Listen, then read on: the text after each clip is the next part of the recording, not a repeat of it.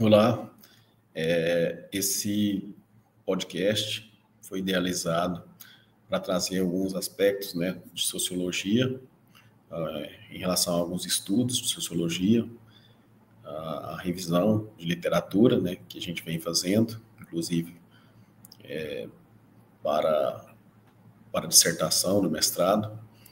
E, nesse sentido, foi criado um podcast com o intuito de avaliar algumas obras, especialmente na área de sociologia da violência e do crime, fazer algumas reflexões, né, com a nossa atual conjuntura social, a sociedade contemporânea, como ela vem se comportando, né, em relação à sociologia da violência. Alguns principais estudiosos, alguns que tangenciam também nessa área da sociologia.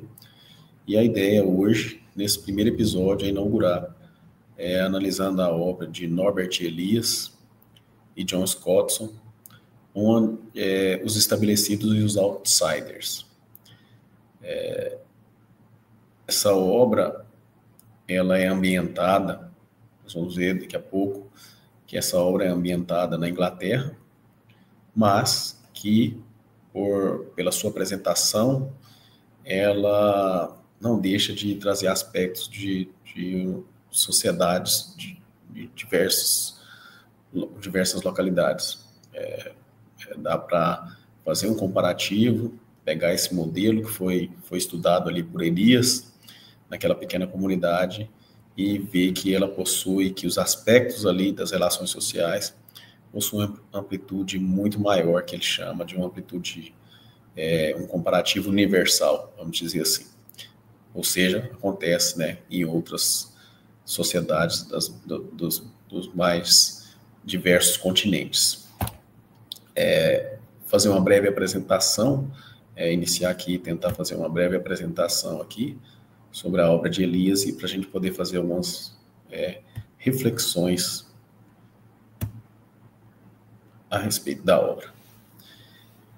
Então, né, os estabelecidos e os outsiders. Primeiro momento, a gente tem que ver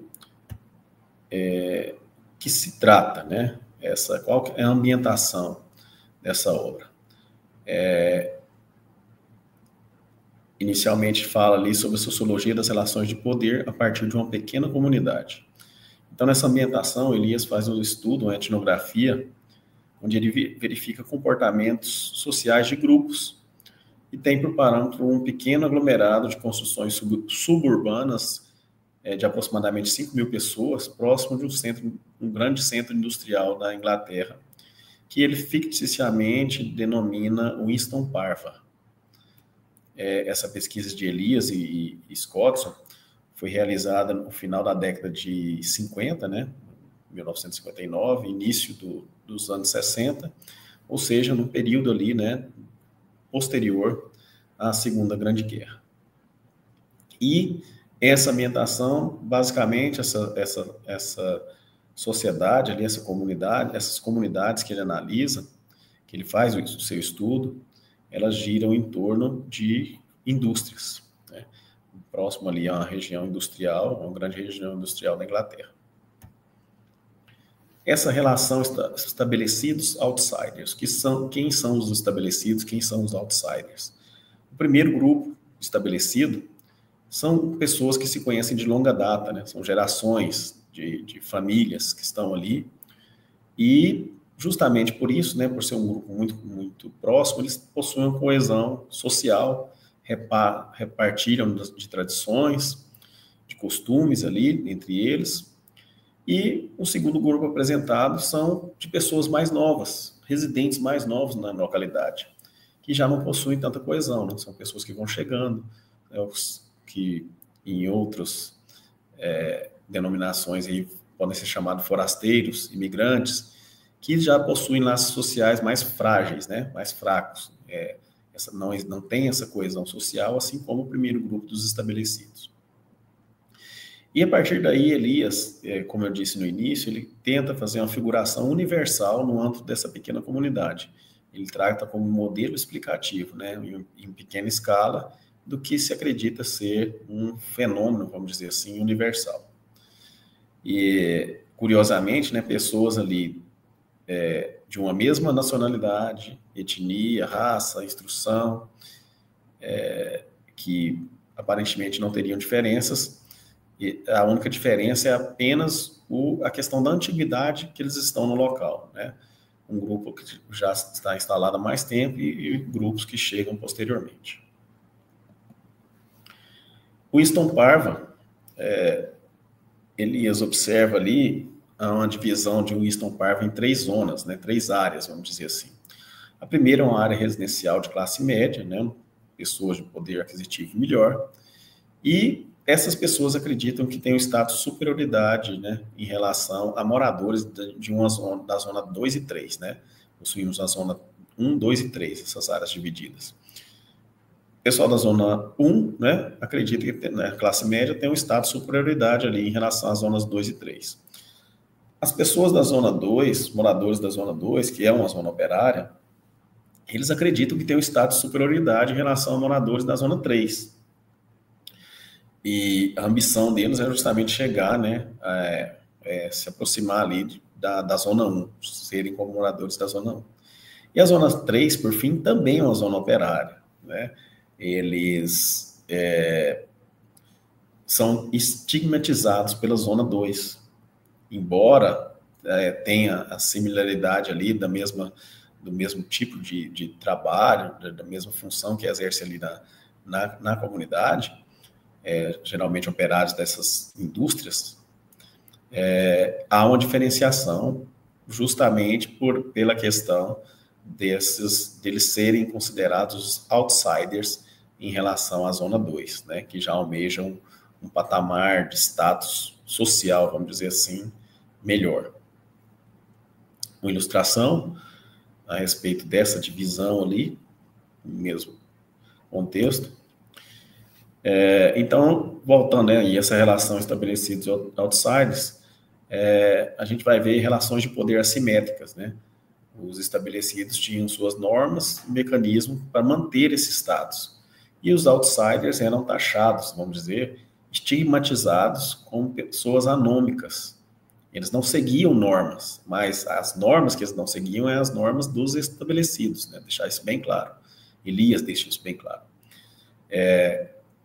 Então, os estigmas, né, a sociodinâmica da estigmação seriam as condições em que um grupo consegue lançar um estigma sobre outro.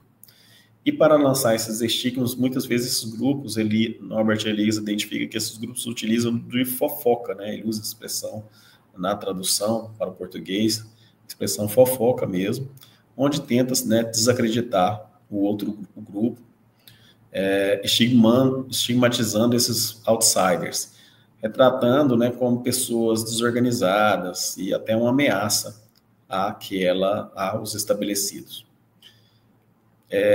E a partir disso, os próprios outsiders, muitas vezes, eles mesmos incorporam essa inferioridade, vamos dizer assim, né, que é passada pelos estabelecidos, o que gera um impacto aí sobre a estrutura da própria personalidade desses outsiders.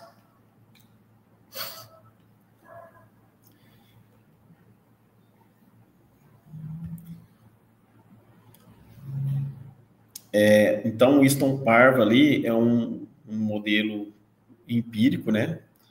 E essas fofocas citadas por Elias vão dar uma ideia de desvalor humano, né? Desvalorização humana. Nós vamos ver um pouco mais à frente.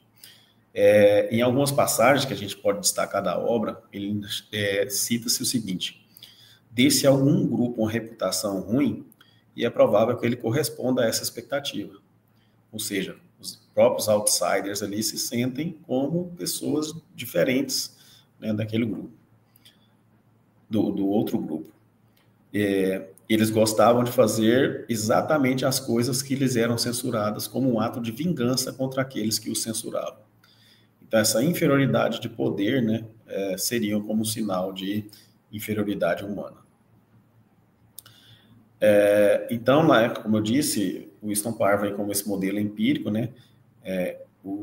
Esses estigmas assumem também uma conotação universal, essa ideia de fofocas, né? Da ideia do desvalor humano, as fofocas colocando como desvalor, e tem a fofoca que valoriza, e tem a fofoca que deprecia, né?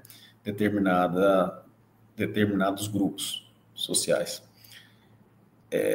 Trazendo para a nossa sociedade contemporânea, nós vemos isso muito presente, né? De qualquer contexto que você analisar, principalmente em relação a desigualdades e exclusões que são mantidas e reproduzidas nas sociedades até hoje. E aí vale a pena a gente citar aí conflitos sociais contemporâneos, como as tensões raciais, questão de imigrantes, por exemplo, a própria marginalização. Então, o ponto forte, né, dessa obra de Elias é justamente de destacar, né, esses aspectos do estigma e também essa diferenciação que vai gerar, consequentemente, né, desigualdades e exclusões, como a gente viu. É um breve ensaio aí, um breve resumo da obra de Elias, muito interessante, que também, né, dá para se estudar aí em relação à sociologia da violência, porque vai tratar justamente dessa situação onde a gente vê, se a gente partir para a nossa sociedade atual, a gente vê um pouco dessa presença, um pouco não, muito dessa presença, né, de estigmas